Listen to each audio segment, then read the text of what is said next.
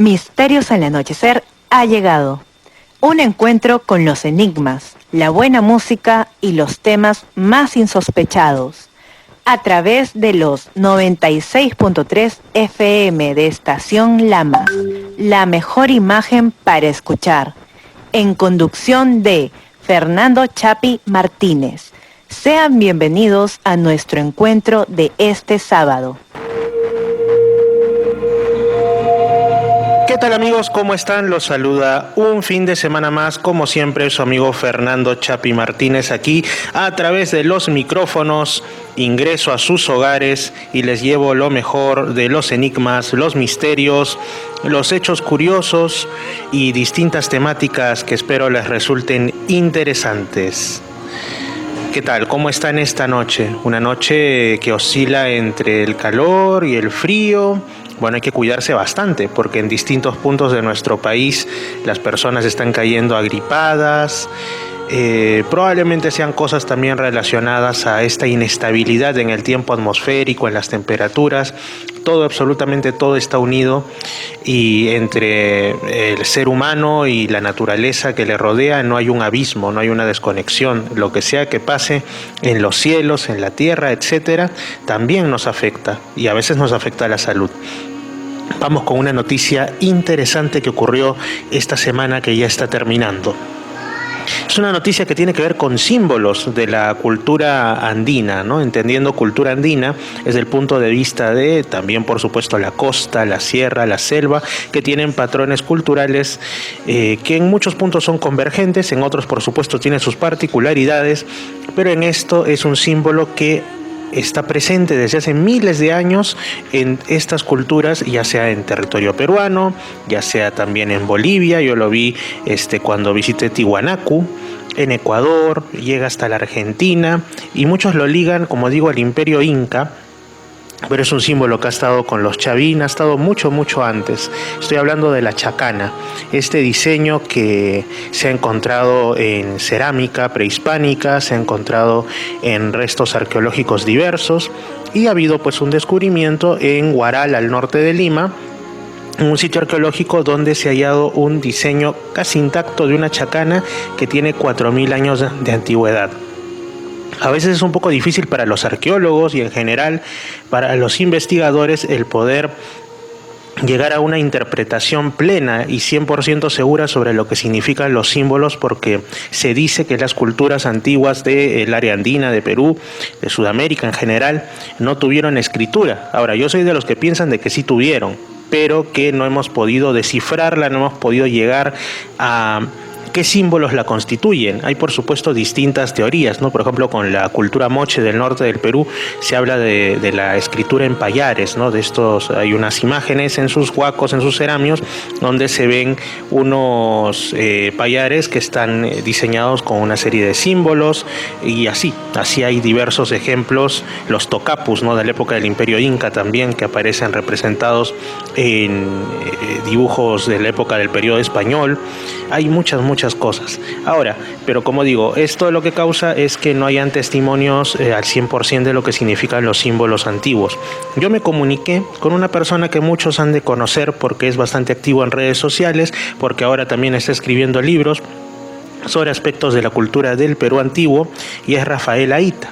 Rafael Aita es más conocido en redes sociales como el Capitán Perú.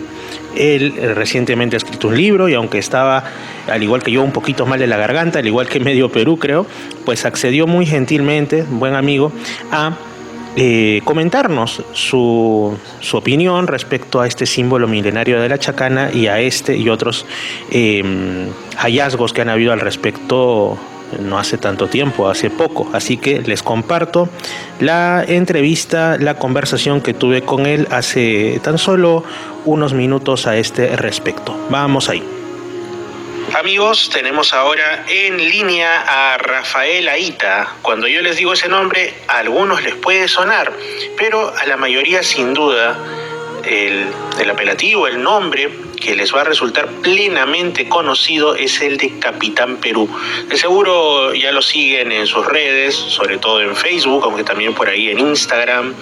No sé si tiene TikTok porque yo soy un poco ajeno a esa plataforma, pero lo importante es que lo tenemos aquí y nos va a hablar sobre un tema, un descubrimiento de plena actualidad. ¿Qué tal, Rafael? ¿Cómo estás? Bienvenido a Misterios al Anochecer. Hola, ¿qué tal? Aquí un gran gusto estar nuevamente en tu canal y sobre todo porque estamos hablando, ¿no?, de una noticia relevante para el Perú, como siempre, su historia, sus raíces, su cultura.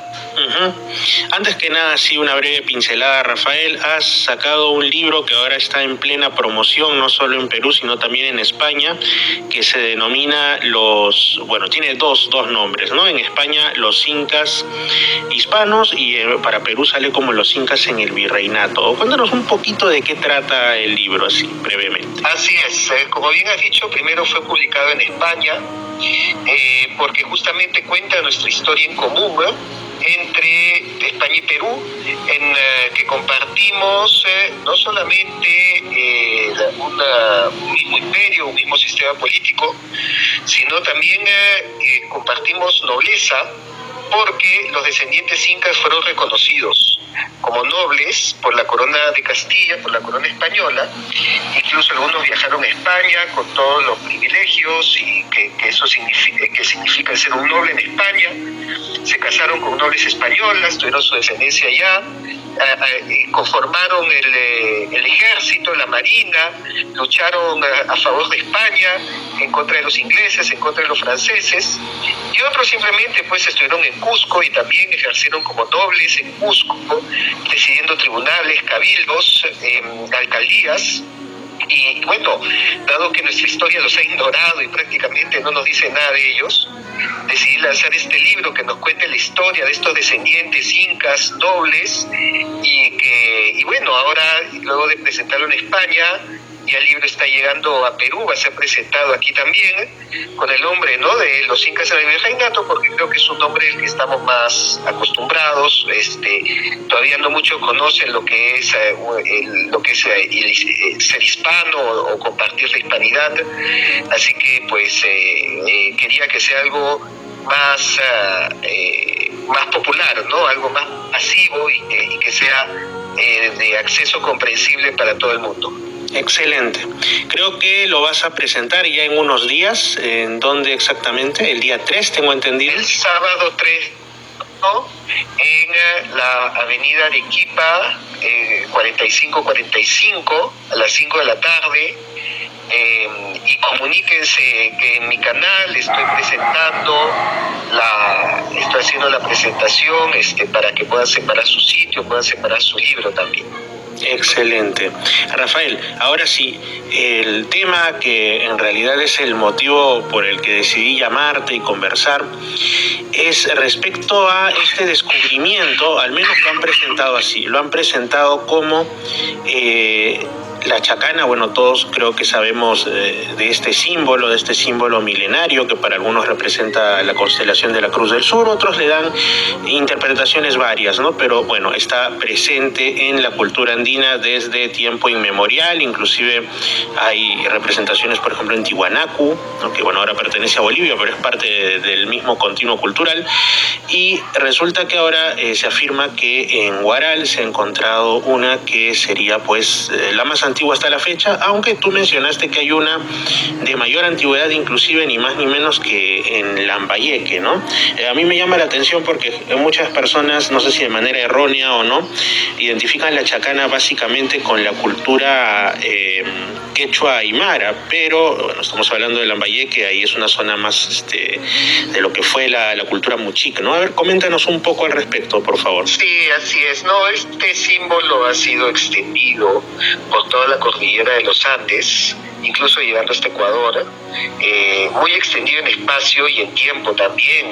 Ya estamos aquí hablando de hace 4.000 años aproximadamente, ¿no? En Ventarrón ha sido es una huaca estudiada por Ignacio Alba, ¿no?, hijo del famoso arqueólogo Walter Alba, y que precisamente, ¿no?, tiene una pared que tiene una forma de una media chacana.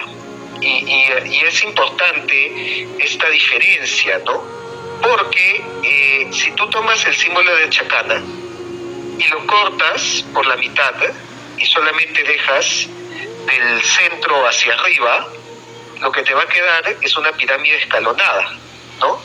Que es la forma que también tenían las huacas. Y esa forma la encontramos por todos lados, ¿no? Como dije, la encontramos incluso en Ecuador, la encontramos en Lambayeque, la encontramos en Huacos Mochica, la encontramos en la tumba de la Dama de Cao, y la encontramos en cerámicas, la encontramos también en Nazca, en Huari.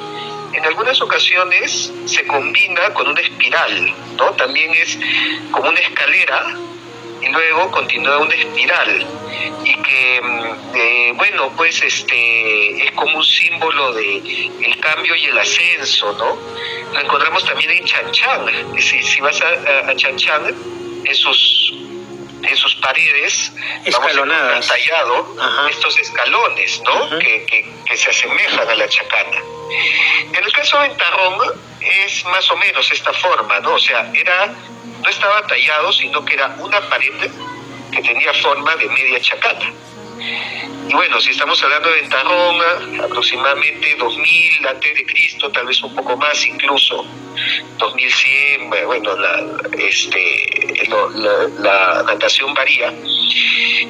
Se hablaba, pues, ¿no? de la chacana más antigua, pero en realidad no es una chacana, es una media chacana, es una pirámide escalonada. Es la misma que incluso también podemos encontrar en la base de Huiracocha. O sea, si nosotros vamos a la Puerta del Sol y vemos a este ser que sostiene dos varas, al que identificamos como Huiracocha, es conocido como Huiracocha, vemos que sus pies están sobre esta pirámide escalonada, ¿no? Que es una media chacana. Entonces, esta media chacana pues es muy antigua, muy difundida, ahí tenemos varias iconografías por todos los Andes, pero ahora lo que resalta es que se encontró completa, ¿no? Está la chacana completa. Y la chacana completa recién se había encontrado en Chavín. O sea, una de las primeras chacanas completas era de Chavín. Pero esta ya la precede en la antigüedad, ¿no? Así que sí podemos decir que se ha encontrado la chacana completa pues más antigua en nuestro territorio, y que por ahí no se descarte que de repente encontremos más antiguas, ¿no? Que sigamos retrocediendo, porque ya vemos que este es un símbolo muy difundido, muy antiguo, y que nosotros estamos recién escarbando la superficie. Así es, y sería como dicen, o que bueno, también es lo que se enseña en la educación básica regular, incluso en las universidades también. No sé si es una simplificación, es simplemente una hipótesis como tantas, pero como dije, se le asocia principalmente a la Cruz del Sur, ¿no? Que es tan visible en nuestro hemisferio, o quizá tendríamos que considerar otros significados. ¿Tú qué opinas al respecto? Bueno, aquí este es un tema que da para muchas interpretaciones. Porque encima tal vez nosotros contemos con dos chacanas, dos diseños de chacanas, ¿no? De repente, mostrando en fotos sería un poco más fácil, y los que nos están escuchando pueden buscar. Pero existe una chacana que es la pirámide escalonada, que es la que tiene los lados más anchos, correcto. Ya. Y existe otra chacana que más bien tiene los escalones más cortos, ¿no? Entonces son dos tipos diferentes de chacanas. Una es como más ancha, una es como una pirámide escalonada, y la otra se parece más a una cruz escalonada, ¿correcto? Y entonces los que estudian una o los que estudian la otra, es muy probable que lleguen a conclusiones distintas, porque estamos hablando de dos chacanas distintas. Por ejemplo, si leemos los libros de Carlos Milla, vamos a encontrar que la chacana era una herramienta matemática, Y él con la chacana puede calcular Pitágoras, ¿no? Haciendo, digamos, una diagonal en el cuadrado, ¿no? En el triángulo rectángulo, y puede calcular la diagonal. Dice que también se puede calcular pi, y que estos son números básicos para la arquitectura, para la geometría y para la construcción, lo cual de repente no es tan descabellado, porque viendo las construcciones que hicieron tiahuanacos, incas, no es de extrañar que tengan una herramienta matemática para esto, ¿no? Para las proporciones de pi y de Pitágoras. Pero obviamente esto no aplica para la otra chacana, que es como una cruz, ¿no? Y por ahí esta más bien sí se ha identificada con una constelación, así que pues, de repente las dos teorías no son excluyentes. O algunos dicen que ambas chacanas representan a dos constelaciones distintas. Una sería la constelación de Orión y otra sería la constelación de la Cruz del Sur, que por ahí, también por la forma Orión, ¿no? Las 4 estrellas, los bordes con las 3 Marías en el medio, se asemeja más a la chacana ancha, la de pirámide escalonada, y la otra más a la chacana de cruz escalonada, ¿no? Entonces, el hecho que tengamos distintos diseños de chacanas duplica la cantidad de interpretaciones que se le pueda dar. Uh-huh. Excelente, Rafael. Entonces, esta que se ha encontrado en Huaral tiene ¿cuántos años? Creo que le estaban dando 4.000 años. 4.000, ¿no?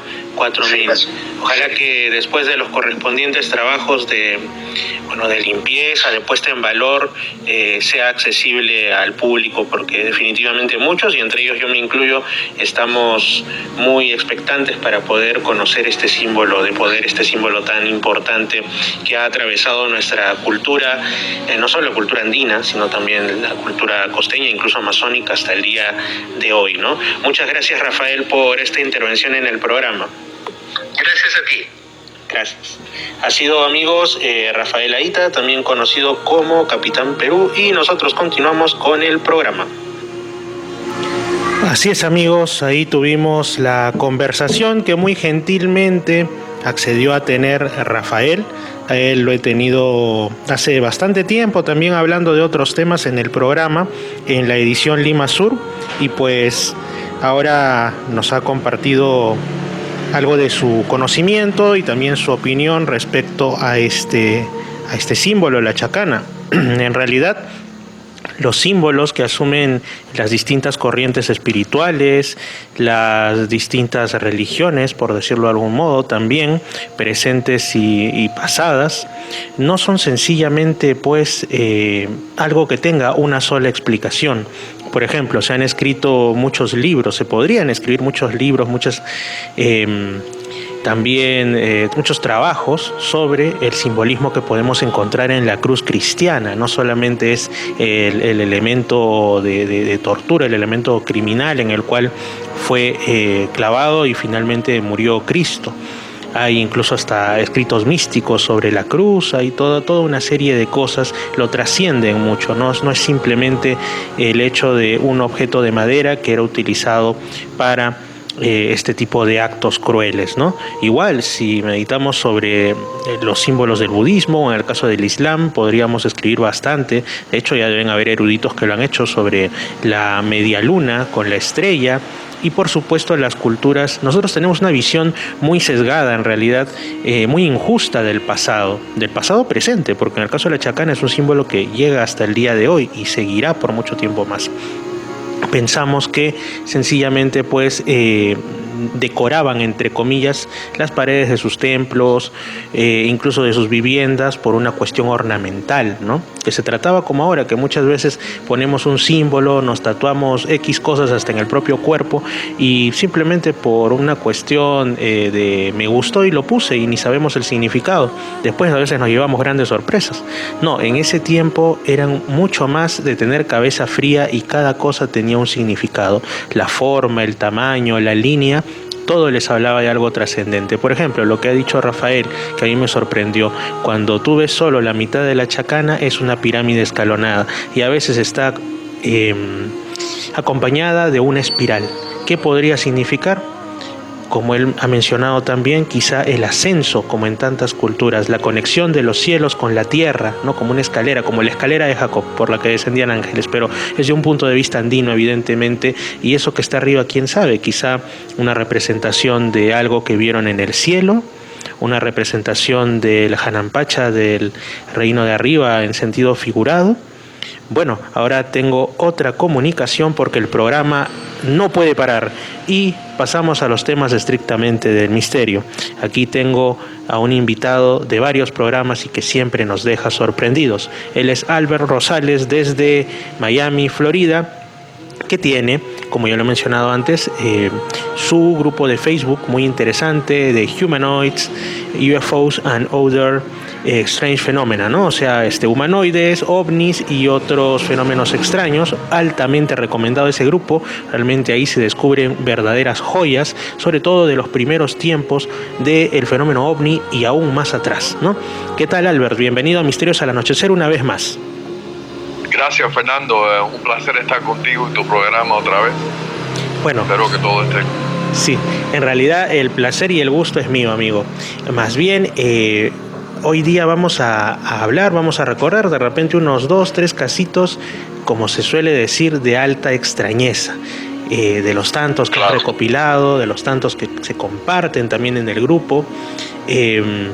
Ha habido un caso, por ejemplo, que le hice un audio en mi canal de YouTube, en Misterio Infinito Perú, de este embalse en Rusia, donde unas personas, unos amigos, se encuentran con unos seres que habían llegado al parecer del espacio, hasta que todo iba bonito, hasta que uno de ellos se refiere al humano como el espécimen que necesitaban, y él se da cuenta que lo querían capturar. Este tipo de casos, pues, que algunos dicen que ahora ya no ocurren, yo estoy seguro que sí, pero es muy impresionante ese caso, porque parece que él se hizo amigo de uno de estos entidades, y parece que esta entidad lo engañó y al final dijo la verdad que para qué lo querían a él. Menos mal que lo dejaron irse.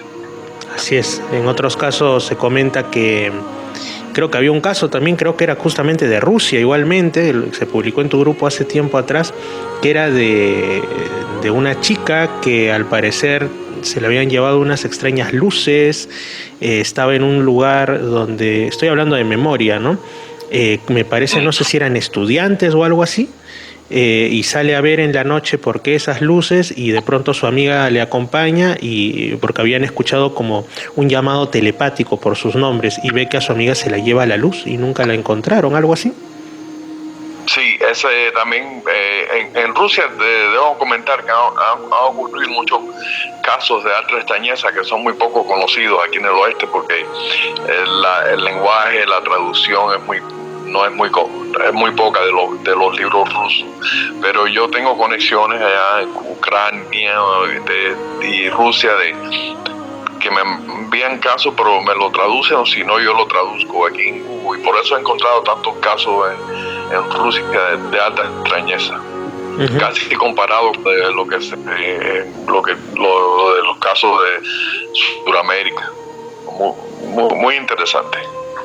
Coméntanos algún otro caso, no necesariamente del este europeo, de Rusia, sino en general uno que te venga a la mente y que quisieras compartirnos porque te causa especial interés o curiosidad. Mira, Fernando, hace poco en el grupo hizo un post de este caso que me enteré hace como 1 o 2 meses. Esto es un caso aparentemente con una conexión de un ovni aterrizado y con una criatura muy conocida como Bigfoot o Pata Grande en español. Ajá. Que yo siempre he pensado que hay una conexión con estos dos fenómenos, y que el Pata Grande o el Bigfoot es una criatura súper inteligente, más que nosotros. De todas maneras, este caso ocurrió en diciembre del 73, contra la oleada que hubo grande aquí en Estados Unidos. Ocurrió en una base militar ahí en Georgia, Fort Benning, que unos guardias vieron un objeto de forma de disco invertido, con unas ventanitas brillantes, estaba como flotando sobre el piso. Esto es una versión corta, pero entonces como vieron como se acercaba una figura de cerca de la cerca donde estaban ellos, y cuando miraron, le enfocaron a la figura, para ellos dijeron que era como un mono gigante, de forma de mono, pero caminando como un hombre y las mismas, casi las mismas características. Esta criatura caminó hacia donde estaba el objeto y ahí desapareció, y como unos 10 segundos después el objeto despegó y desapareció.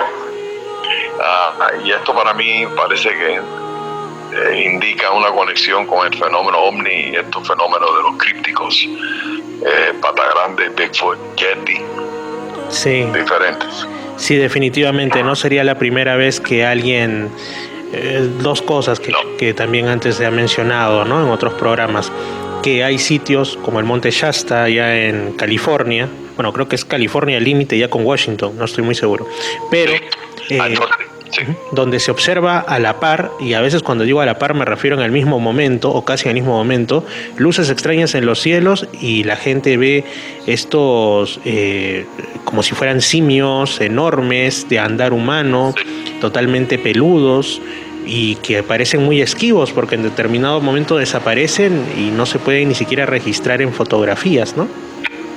Desaparecen enfrente del testigo, de pronto, sí, como si hubieran entrado a otra dimensión, a un wormhole, como se dice, un portal a otra dimensión, ¿sabe Dios? En Shasta también hay muchos reportes de gente desaparecida que nunca han sido encontrados otra vez. Muchos casos extraños ahí.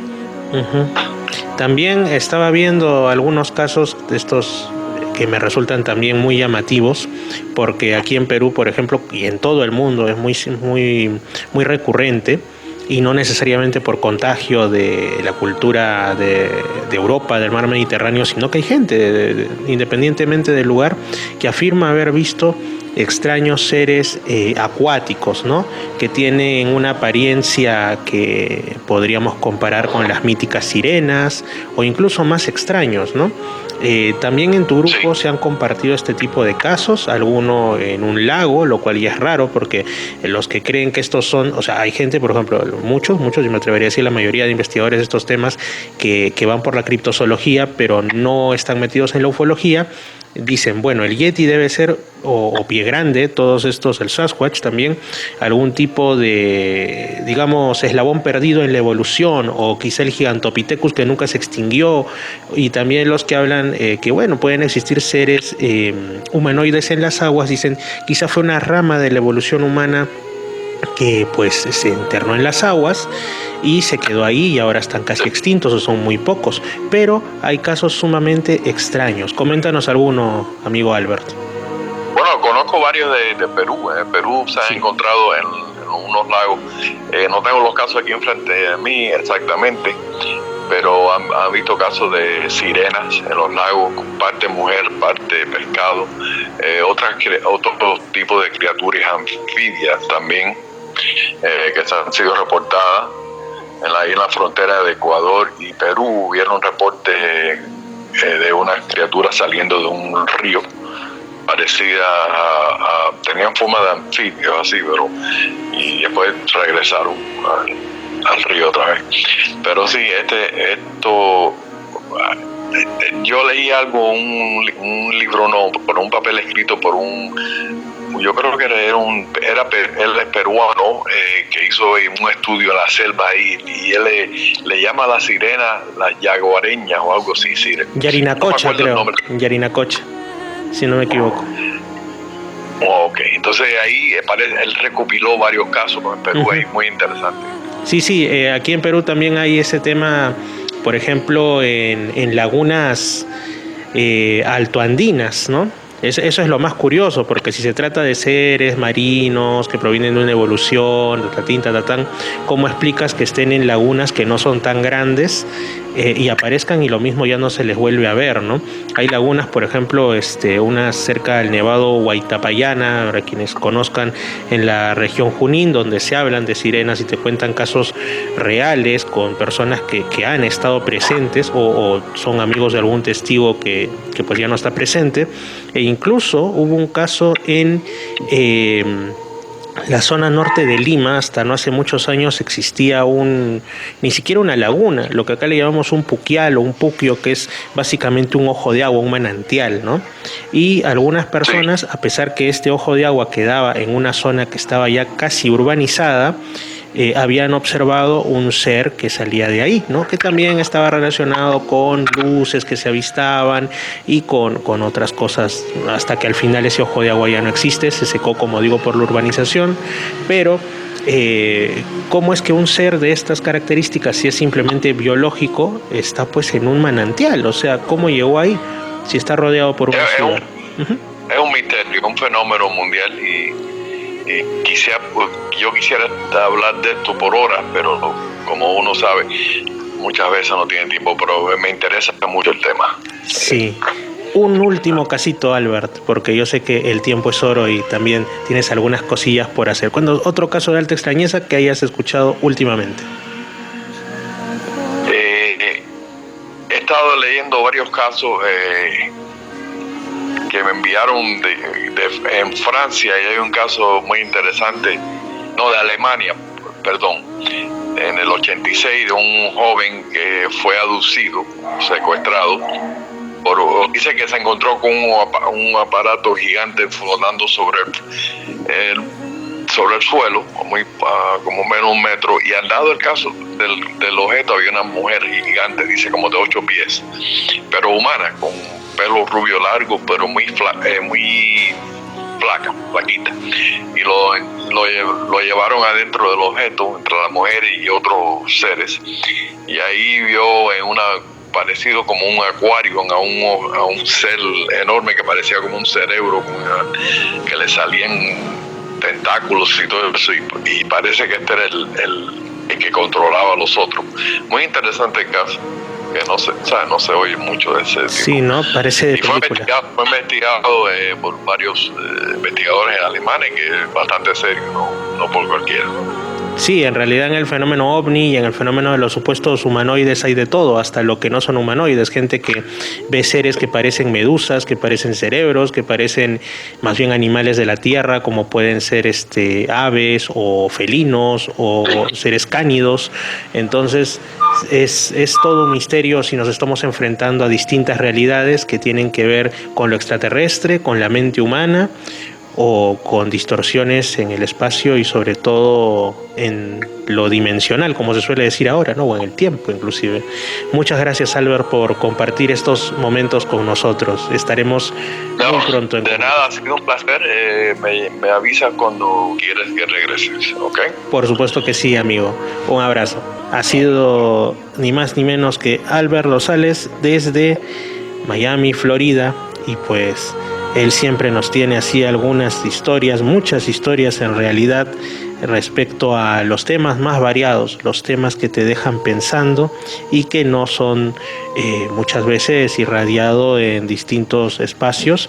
Y ahora tengo otra llamada, es ni más ni menos que Gustavo Fernández desde Argentina. Él también ha estado antes aquí en el programa hablándonos sobre un enclave esotérico llamado Sintra en Portugal, y en realidad también sobre otras cosas más, ¿no? Hemos hablado sobre su visita a Egipto, a las pirámides, pero ahora está en un lugar muy muy especial, que es ni más ni menos que las cercanías del Cerro Uritorco, en Capilla del Monte, Argentina. ¿Cómo estás, Gustavo, amigo? Fernando, qué lindo escucharte, un enorme abrazo a la distancia y como siempre el saludo fraternal para tu audiencia. Gustavo, primero, para quienes no nos hayan escuchado charlar en anteriores ocasiones, tú tienes, hay también que decirlo, tu página web que tiene el podcast del mismo nombre, Al Filo de la Realidad, ¿no? Así es, estamos en internet con un portal en alfilodelarealidad.com para que la gente interesada en estos misterios pueda acceder a una enorme diversidad de notas, de videos y también, por supuesto, como bien dijiste, de podcast. Así es, sí. En el caso de los podcasts, pues aquí Gustavo tiene una vasta trayectoria en cuanto a iVoox, ¿no? iVoox, desde que no era incluso tan conocido como ahora, que es la principal plataforma de podcast y también de otro tipo de programas, almacenan programas de radio, etcétera. Ahí tiene muchos episodios que versan de los misterios que ustedes ni se imaginan, amigos. Por eso lo he traído aquí una vez más. Y ahora coméntanos, ¿dónde estás? Yo ya lo dije, pero tú coméntalo mucho más. Vamos a ubicar un poco a la audiencia que quizás no tiene la obligación de conocer la geografía argentina. Yo estoy en la provincia de Córdoba, en el mero centro de nuestro país. En esta provincia existe un pueblo de nombre Capilla del Monte, como muy bien dijiste, levantado al pie del Cerro Uritorco. Uritorco, que significa Cerro Macho en el antiguo idioma de los indígenas de la zona, los comechingones, tal es el nombre de esta etnia, tiene una larguísima tradición tanto de apariciones de ovnis como de entidades de distinta naturaleza. Algunos lo llaman seres angelicales, otros lo llaman duendes, otros lo llaman apariciones de guías espirituales. En fin, hay mucho espacio para las especulaciones y la mirada respetable de cada uno. El hecho objetivo, sí, es que desde hace, yo estaría tentado a decir con continuidad absoluta, desde hace unos 35, 40 años, es un lugar recurrente de aparición de estos fenómenos, pero que también, y aquí un poco explica nuestra presencia estos días en este lugar, desde, yo diría, antes de la llegada de los españoles, hay recuerdos transmitidos oralmente, primero, después en épocas de la colonia por cronistas españoles, en principio, después de la propia colonia criolla, donde se habla de luces en el cielo y también de la existencia de algún tipo de pueblo desconocido. En el Cerro Uritorco, que tiene 2.000 metros de altura, un poco más de 1.500 metros, a 1.500 metros de altura, existe una enorme cabeza de cóndor. No se sabe quién la talló, se discute, porque algunos geólogos que han visto fotografías a partir del año 2006, en que nosotros descubrimos y difundimos la existencia de esa gigantesca cabeza, de más de 4 metros de altura, para que tengas una idea. Algunos geólogos se preguntan si no puede tratarse de una formación natural, que la pareidolia, esto es la tendencia psicológica a ver formas donde realmente no las hay. Nosotros sospechamos fuertemente que tiene, por el contrario, una construcción, una talla artificial, pero no se habían hecho hasta ahora, inclusive desde la fecha en que nosotros denunciamos públicamente su existencia, no ha habido estudios llevados a cabo sobre la misma. Y entonces estuvimos estos últimos días con el equipo del Filo de la Realidad de nuestro instituto, el Instituto Planificador de Encuentros Cercanos, y un equipo de investigadores que giramos bajo el rótulo de Proyecto Zona Uritorco, formado, bueno, los tengo que mencionar, mis amigos y colegas Emanuel Giudice, Alberto Marzo, Adrián Varela y Marcelo Metayer, y además quien les habla, que nos trasladamos a este lugar para investigar in situ, relevar la zona con nuestro dron, tomar medidas, orientaciones, alineaciones, y poder en las próximas semanas, cuando terminemos de analizar todo el material recogido, tratar de concluir, primero, si efectivamente se trata de una construcción artificial, segundo, la antigüedad estimada. No hay ningún registro, nadie sabe si esto tiene 100 años, 200 años o 3.000 años de antigüedad, ¿no? Tratar de determinar esto, y si se relaciona con las historias que venimos recogiendo y sobre lo cual hemos escrito e investigado mucho, de una civilización perdida en esta zona. Esto es brevemente la razón por la que estamos hoy aquí. Inclusive cuando yo recibí tu amable recordatorio de esta entrevista, estábamos en el cerro en ese momento en pleno descenso. Afortunadamente tuvimos señal, bueno, y pude en ese momento responder. Entonces, haciendo un poco de arqueología, pero también de arqueología vinculada con lo enigmático y lo misterioso, ¿no? Porque estos pueblos tan antiguos que yo te mencionaba anteriormente tienen una particular tradición mística que es también objeto de nuestras investigaciones. Gustavo, cuando has mencionado que los cronistas mencionaron la existencia de un pueblo desconocido es como que ahí me quedé, ahí hice un check, dije, en esto quiero incidir.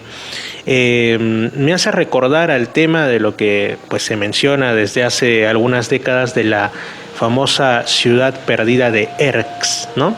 O ciudad intraterrena de Erx. Digo, ¿tendrá relación con eso?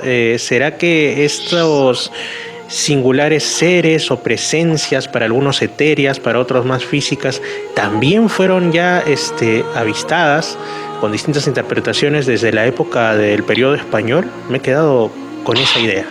Yo tengo más preguntas que respuestas, mi querido amigo. En primer lugar, sí tengo que señalar que la historia de la pretendida ciudad subterránea de Erx es una historia, digamos, que públicamente no tiene más de unos 30 años de antigüedad, es decir, no hay registros anteriores de esta leyenda, en la cual cada uno cree lo que tiene todo el derecho de creer, pero sobre lo cual no hay pruebas de ningún tipo. Es un poco como la historia de la ciudad subterránea del Monte Shasta, ¿verdad?, en California, o la ciudad subterránea de Isidris, en la provincia argentina de Mendoza.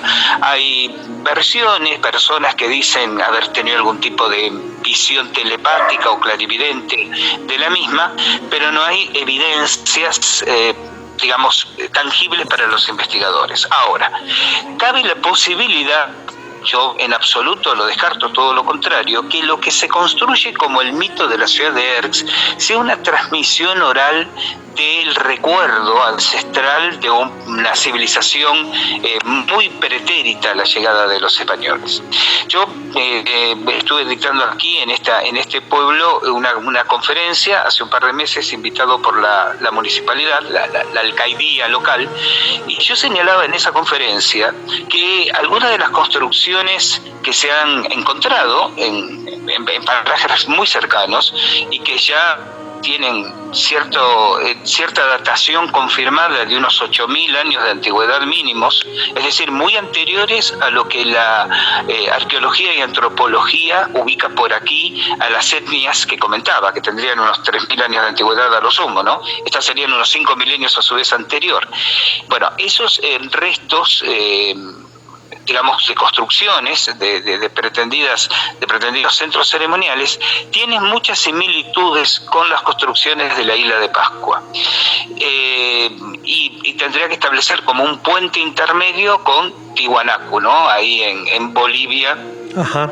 Apenas a 20 kilómetros al sur de la frontera con Perú. Entonces, un poco mi especulación, yo no tengo problema en usar la palabra, es si no se podría tratar de un horizonte cultural, ¿no? Que quizás hermane a esos 3 puntos geográficos, más allá de las enormes distancias, ¿no?, obviamente, que hay entre los mismos, por estas similitudes que señalaba anteriormente. Esto está en proceso de investigación. Esto de ninguna manera yo lo estoy presentando como una conclusión, si bien es cierto de que las personas interesadas en los misterios, uno comprende esto, necesitan respuestas. Ajá. Uno solo puede aportar el pasito a pasito que hace con la investigación. Yo estoy convencido de que en esta zona hay restos, hay un recuerdo no solo generacional, oral, sino físico, de una cultura perdida, y me interesa mucho preguntarme por qué la correspondencia entre esa cultura perdida y una zona recurrente de aparición de ovnis y de entidades. ¿Qué vínculo potencial puede haber entre una y otra cosa? Exacto, justamente antes de tu llamada estuve conversando con un investigador que también es ya bastante conocido aquí en el programa, Albert Rosales de Miami, Florida, y estábamos hablando un poco de eso, ¿no? De cómo es que hay lugares en los que aparecen fenómenos de distinto tipo, ¿no? Pero en la misma área geográfica, o sea, ya sea cuestiones criptozoológicas, cuestiones del fenómeno ovni, aparición de entidades que parecen más de índole espiritual o feérico. Y uno de esos lugares, estábamos nosotros hablando justo del Monte Shasta y otros, es también en Capilla del Monte. Entonces, que en realidad creo que ha saltado más, al menos fuera de la Argentina, por el tema ufológico, ¿no? Bueno, el asunto de la huella del pajarillo, que creo que está también, está más o menos cerca de ahí. Coméntanos algo de estas observaciones aparentemente ufológicas que aún se siguen dando ahí en la zona de Capilla del Monte, Uritorco, ¿no? Digamos, si hablamos de la huella del pajarillo se llama así porque aparece sobre un cerro llamado precisamente Pajarillo. El cerro Pajarillo se encuentra por carretera, por una carretera muy precaria, a no más de 7-8 kilómetros del cerro Uritorco. Es decir, de hecho, desde donde estoy sentado en este momento, en el pueblo, yo estoy viendo el Uritorco, pero si me desplazara 400-500 metros a mi izquierda, alcanzaría a ver el cerro Pajarillo desde aquí. Esto para ubicarte que es un área geográfica muy precisa y muy exigua donde ocurren todos estos fenómenos. El lugar tiene, Uritorco, Capilla del Monte, tiene una recurrencia interesante de observación de ovnis.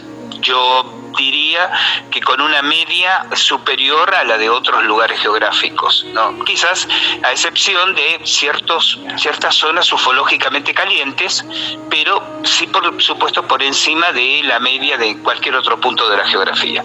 Lo que hace particularmente interesante, a esta región, es que no solo se trata de observaciones de ovnis, sino, como te decía al comienzo de la entrevista, de aparición de entidades de distinta naturaleza y de la ocurrencia. Por eso el comentario de Albert Rosales es atinado en ese sentido. Yo me gusta referirme a estas zonas como zonas forteanas, en honor a Charles Fort, un escritor norteamericano que allá a principios del siglo XX escribió las primeras obras literarias que recopilaban los fenómenos extraños, insólitos. El libro de los condenados, tal vez sí, el libro más conocido de Ford. Él de alguna manera anticipa esta idea de que hay lugares geográficos que se ponen particularmente intensos por distintos tipos de fenómenos extraños. Por eso creo, insisto, que en homenaje a Ford, estos lugares ameritan ser llamados zonas forteanas. Y es verdad, como bien conversabas con Albert, son lugares donde no ocurren solo reiteradas apariciones de ovnis. Hay un popurrí, hay una mixtura, ¿no? Un conglomerado de distintos tipos de ocurrencias paranormales, y usando el término en el más estricto sentido de la palabra, ¿no? Que escapan de toda normalidad. Capilla del Monte tiene, por ejemplo, una característica que hasta podría resultar divertida, si lo queremos poner en estos términos, que es la ocurrencia de causalidades. ¿Qué quiero decir con esto, Fernando? Que todo el mundo aquí tiene para contar historias. Nosotros tenemos historias para contar donde, cuando permaneces unos días, unas semanas en este pueblo, te ocurren, pongo entre comillas la palabra, coincidencias absolutamente por fuera de la estadística. ¿Me explico? Lo que Jung llamaría las sincronicidades o causalidades significativas. Es decir, te ocurren hechos que yo no tengo problema en llamar verdaderamente mágicos, ¿no? Donde dices, ¿qué significa esto? Pero ¿qué posibilidad hay de que me ocurra lo que me acaba de ocurrir? Mira, te voy a contar un ejemplo, si me permites. Sí, por favor. El día de ayer.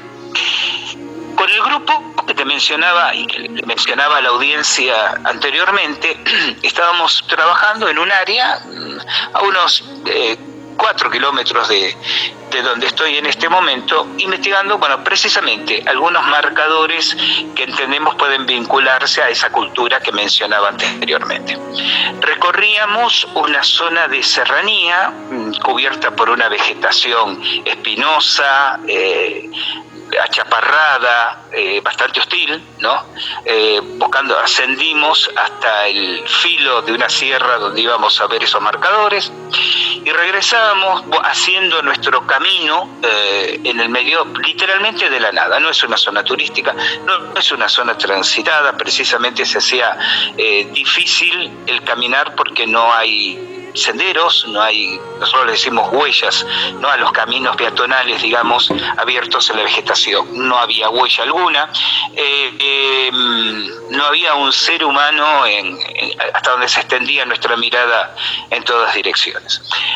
Como la caminata era bastante prolongada, nos íbamos moviendo en fila india, íbamos hablando de temas diversos, los temas que van surgiendo.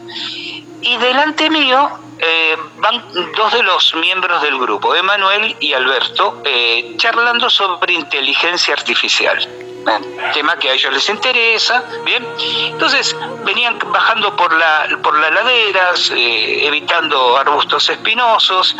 Yo venía atrás escuchando simplemente esta conversación sobre inteligencia artificial. Estaban hablando sobre distintas características de los códigos de barras, de la manipulación de la información por los códigos de barras, de cómo los códigos de barras pueden ser de alguna manera yo diría insertos de formas imperceptibles para fines no muy lícitos. Ese era el tenor de la conversación, y de pronto los dos se frenan violentamente. Alberto se agacha, levanta algo del suelo y me giran la cabeza los dos y me miran con los ojos absolutamente dilatados de asombro. Cubro esos 3 metros que tenía de distancia hacia ellos, y que acaban de encontrar en el suelo un código de barras. Wow. En medio de la nada, claro. Sí, en un lugar no transitado. Estadística. ¿Cuál es la probabilidad estadística? Que vayas hablando de códigos de barras en el medio de la nada, porque realmente no era un pueblo. Te vas caminando y a la salida de un supermercado alguien perdió el envoltorio, ¿sí?, de los fideos y tenía un código barra en el medio de la nada, y no estaba en una bolsa, no, era simplemente la oblea, ¿sí?, la oblea autoadhesiva de un código de barra. Bueno, ¿cuál es la probabilidad estadística que estés hablando de códigos de barras y te encuentres al medio de la nada? En el camino no éramos 50 personas cubriendo una amplia superficie y otro del grupo lo encontró. No lo encontraron media hora después o 20 minutos antes. En el momento que los que van hablando de ese tema encuentran algo tan insólito y fuera de lugar, tan out part, para emplear el término propio, no tan fuera de lugar, como la representación gráfica de lo que estaban hablando. Sí, realmente bueno, ese tipo queda, digamos, uno de anécdota. Sí. Ese tipo de anécdotas, yo no voy a ocupar el tiempo en programa ni ser aburrido, pero yo te podría relatar, que vienen a mi recuerdo ahora, un par de docenas que he vivido yo y que ha vivido gente que estaba conmigo en ese momento. Pero a lo que quiero llegar es que no es especial nuestra, ¿no? Aquí, en este lugar, la gente relata lo que le pasa. Y quizás vuelven después a su ciudad, y tal vez durante años no tienen nada para contar. De alguna manera el lugar es determinante de la fenomenología. Uh-huh. Y también, de eso se trata este lugar. Y también en Capilla del Monte hay pues una movida fuerte de lo que son, por llamarlos así, ¿no?, congresos de temática ufológica o relacionada a la ufología. Sí. Hay todo este tipo de eventos que pues yo creo que le faltan algunos lugares que también son reconocidos por los avistamientos y por sucesos extraños, como por ejemplo Chilca, al sur de Lima. Sí, y si me permites, inclusive tiene una nota de color que es hasta graciosa, ¿no? Hay algunas personas que dicen, no, esto desnaturaliza, pero yo digo, lo serio no quita lo lúdico. Desde hace 10 años en este pueblo se realiza el Festival Alienígena. Una semana antes de Carnaval, ¿sí?, o una semana después, depende del año. La ciudad se viste de alien, los comerciantes atienden disfrazados de alienígenas, se realizan desfiles de carrozas temáticas, la elección de la reina extraterrestre, y es divertidísimo, no, porque realmente la ciudad se disfraza, se disfraza de marciana, ¿no? Todos los comercios decorados con enanitos grises, con reproducciones de platillos volantes, y viene, y realmente la afluencia de gente es impresionante, pero realmente es impresionante, de todo el país y de países limítrofes, con el valor agregado, con buen argentino de que paralelamente a la cosa festiva, a la cosa lúdica, recitales musicales, ¿no? Estos desfiles de carroza que te comentaba y demás, se realizan actividades culturales. Yo te comentaba esa conferencia que dicté, la dicté precisamente en el marco del último Festival Alienígena, es decir, salones como el Cine Teatro se ocupan con ciclos de conferencias, de películas temáticas, ¿no? Entonces la gente que viene puede disfrutar de lo lúdico del festival, pero tiene también un espacio donde informarse, donde interactuar, donde documentarse, ¿no? Por eso digo, es una curiosidad muy, muy grata de este lugar. Qué bonito, qué bonito. Me dices que es alrededor del carnaval, creo entender entonces que es en el mes de febrero. O el fin de semana anterior o el fin de semana posterior al carnaval. Febrero, entonces. Sí, en febrero. Ya para... Desde hace 10 años. El único año que no se realizó fue el 2020 por razones obvias, ¿no? Sí. Pero independientemente de ese año, 10 años que se viene realizando el festival. Por eso te decía, es algo muy, muy, muy particular de este pueblo. Ya me han dado entonces ganas de ir. Espero el próximo año, ahora que lo sé, lo voy a apuntar. Sí. Bueno, Fernando, vamos, como yo seguramente voy a andar aquí haciendo actividades, vamos a quedar en contacto y algo vamos a organizar juntos. De hecho que sí, ahí me van a ver con mi máscara de alienígena rondando por las calles, sin sentirme friki, sino totalmente comprendido al fin. Yo espero que tu máscara alienígena tenga características destacables, porque vas a estar perdido entre centenares de máscaras alienígenas. Piénsate, centenares de turistas y comerciantes, todos cubiertos sus rostros con máscaras alienígenas al mismo tiempo, en los bares, en las tiendas, en las calles. Es muy loco y es muy, muy simpático por otra parte. Sí, en realidad yo antes también era de la gente crítica, vamos a llamarle con su nombre, gente amargada, ¿no? Que decía, no, pero ¿cómo van a hacer esto?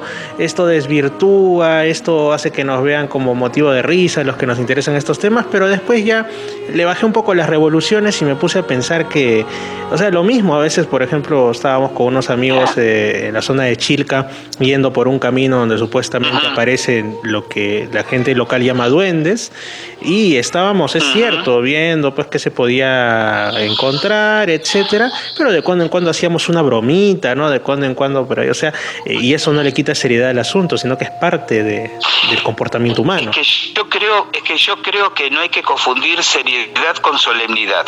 ¿Me explico? Sí, así es. Son dos cosas bien diferenciadas. Tú puedes tener un enorme sentido del humor y ser una persona absolutamente seria. Una cosa no quita lo otro.